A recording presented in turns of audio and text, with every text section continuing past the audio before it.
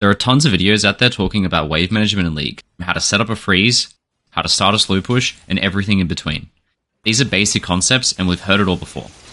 That's not what we're going to talk about today.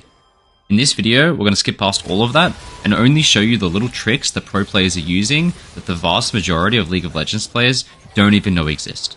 Like seen in this clip where World Champion Rookie faces a LeBlanc player whose clever manipulation of minion aggro allows her to still have 12 minions alive on the second wave. So now let's jump right on in and dissect some of these clips to find exactly what pro players are doing regarding their wave manipulation that you probably never even noticed. My name's Rogue and I played League of Legends professionally for 7 years. Now I'm a full-time content creator and coach for all ranks Iron through to Challenger. So if you want more information of what a coaching session with me will look like, you can find more information by following the link in the video description below. And while you're down there, you'll also find the link to Ghost Academy, where I'll be running classes every 2 weeks, and with my discount code Rogue, you'll even find the first month free, so you can easily drop in and check it out. Non-stop auto attacks on the minion wave in early levels is a great way to secure push, but still, it's not the best way to get push. Best way to get push is actually to force the enemy minions to chase you. When you auto attack an enemy champion, all nearby enemy minions are going to switch to target you. And while these enemy minions are too busy chasing you, your own minions will still be dealing damage. They just won't be taking any. This will easily secure you push. Taking us back to that clip from the intro, this is exactly what LeBlanc was doing in order to get priority. He walks up and auto-attacks Sylas, forcing the minions to target her, before quickly running back and pulling the minions with her. Moments later, she does it again for a second time, and then later a third. Just 3 auto-attacks on the enemy laner, LeBlanc has already secured a massive advantage going into the race for level 2. This method is most commonly used in melee vs range matchups, but can be done regardless of champion, and you'll see it done in every role. Here in the race for level 2, Aphelios auto-attacks the enemy Lulu. This one auto attack does more to speed up his push for 2 than any auto attack on the wave would, because it stops those enemy minions from attacking his. But this mechanic still has one more important use that we can take advantage of, and that's pulling the minions closer to your side of the lane. In this example, I want you to first take note of where the line of skirmish is for the minion wave. Here I managed to pull the minions so far that they even go into tower range. Now having your tower help you push on wave 1 sounds like a pretty good way to get priority to me. Now that the wave is settled, look at how far up the enemy has to walk in order to contest minions. Compare the wave now, what it looked like before I pulled the wave, and you can see why this trick is so strong. In this final replay that we'll look at, we're going to see a really great mastery of this mechanic to a level that I've never really seen before, and a way to abuse this to take push in matchups where we definitely shouldn't have it. So to begin, Sylas into Syndra. It's really important here that we don't let Syndra land an auto attack on us, because if she does, she's going to taunt your minion wave. And then she can pull that wave onto her side, making it really hard for the Sylas to last hit these 3 minions. Now, after catching these last 3 minions, Sylas goes for a trade. During this trade, pay attention to the minions, and look at what they're doing. Notice that the entire time this trade happens, Sylas' minions are still beating up the enemies, while Syndra's minions are just attacking Sylas. Now, this is giving Sylas push. Sure, it's in exchange for his own HP. Sylas is quite literally tanking damage so that his minions don't take it.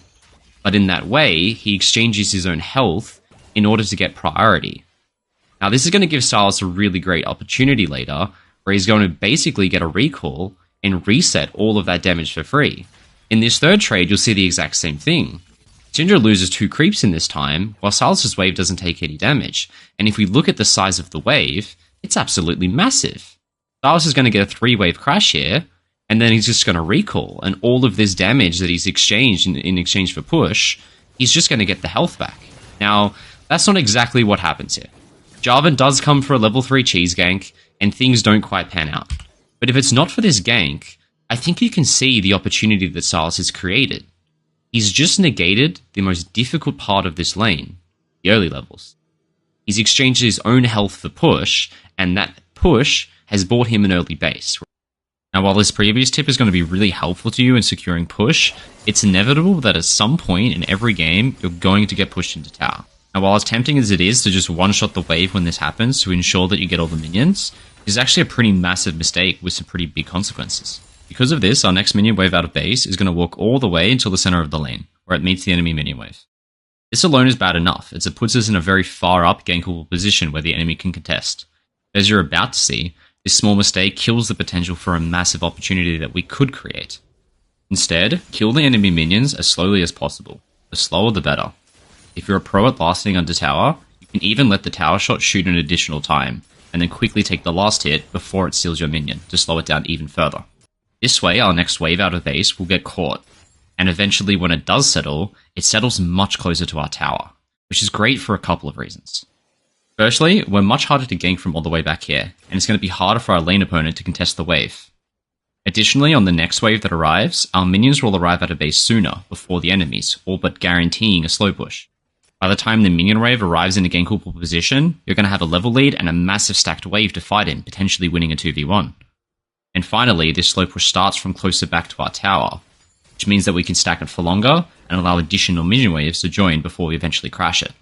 This strategy recently received a major buff due to changes from patch 13.10. Now that the enemy minions will lock onto your own tower instead of damaging your wave that just came out of base, it means you can stack your wave to be even bigger now that they won't die, ensuring you have more minions to fight inside of once you're gankable, and more minions to deny on a potential tower dive that's later to come. In this replay, you're going to see all of this come together in a way that really shows how extreme that this difference can make.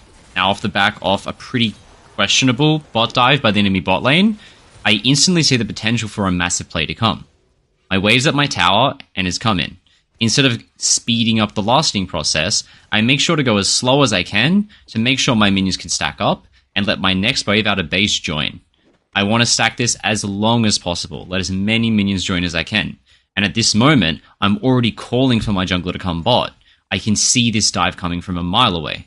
Because I've let so many minions join by only going slow, by the time my wave gets to a position where potentially a gank could come, I'm level 5, and the enemy bot lane is still level 4. My Draven arrives back in lane and we have a massive wave. If the Wukong wants to gank inside of this, we're guaranteed to win 3v2. I don't even need to think about leaving to go ward, and I know the dives to come and I'm trying to play aggressive. So, with all of these minions that have joined because I went slow with my wave, rather in an ungankable position, you're able to win 1v2 or 2v1, and at the moment of that wave crash, every minion that you let stack up and join is more payoff that you get. In this case, we don't actually get a kill, but the entire time that Ashe is being zoned off the wave, every minion that I let join and stack up, because of the extra distance I had in the lane, is just more minions that she's losing. You'll see this mechanic used all the time in pro matches. At 2 minutes 30, G2 has a wave pushed into their bot tower. Now the camera pans away quickly to show this, but G2's bot lane makes sure to kill the wave as slowly as possible onto their tower. This guarantees an uncontestable slow push to come. And when we skip forward just 1 minute, we see the consequences of this unfold. This play was not a spontaneous one at all. It was an opportunity created over a minute ago on the initial wave crashing into G2's tower. Using this trick, pro teams are able to create and plan out opportunities in advance, giving warning to their teammates to come for the play, just like they did for the Gragas here. You can see here that League is a way more complex game than what you probably ever imagined.